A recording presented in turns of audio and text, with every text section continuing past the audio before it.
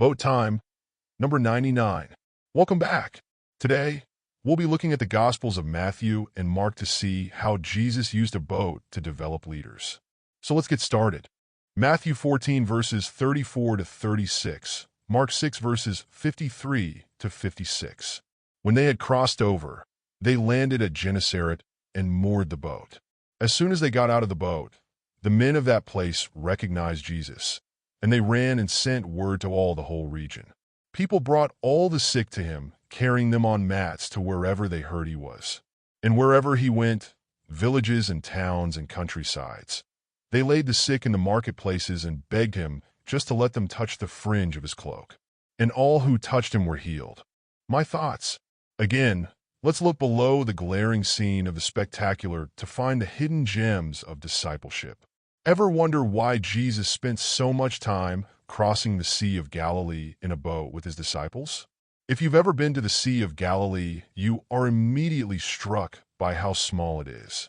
From certain elevated vantage points, you can see the whole sea clearly. In my mind, I would call it a medium-sized lake, but not a sea. Jesus and his disciples could have easily walked to the locations described in the Gospels, and yet he decided to take a boat. Why? I think the answer lies in the rhythms of discipleship. Jesus spent time with the crowds, traveling the roads in private homes on the desolate mountaintops, in the synagogue and temple, and in the boat. Don't miss this, with his disciples. We call this the with him principle of discipleship taken from Mark 3 verse 14.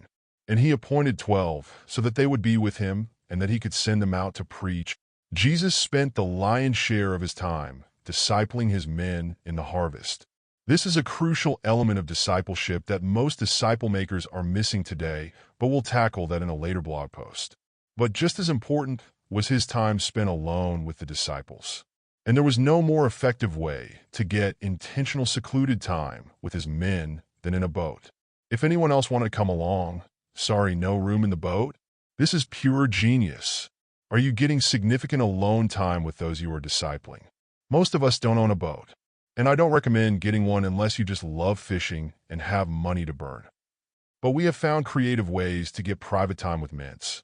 And let's face it, most of us don't even come close to the fame Jesus had, so it should be pretty easy to stay incognito and find a private place to hang out with fellow Jesus followers. My story. One of my most effective strategies for discipling people is what I call my secret sauce. I prioritize spending time with key leaders, either one-on-one or in small groups of no more than 3. This approach creates an intimate, focused, and intentional environment where we can delve deep into the nuances of life and ministry. I've observed other leaders attempting to groom their lieutenants using a herd mentality. While this method may offer some benefits, it often falls short of providing the depth necessary to truly develop the next generation of leaders.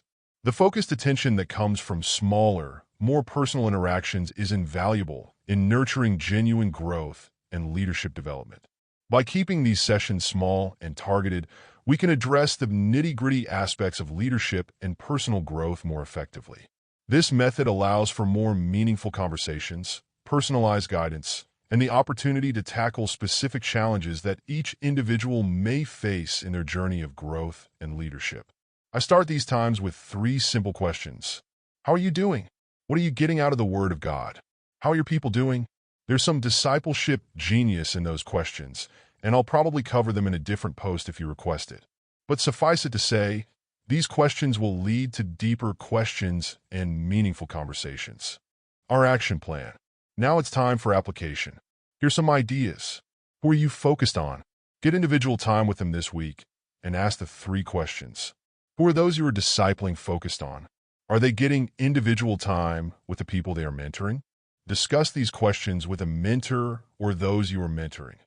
Why do leaders shy away from such focused interactions with potential leaders?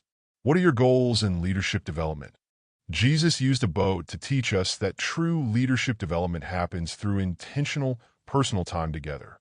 By creating focused moments of connection, we can more effectively mentor and guide emerging leaders.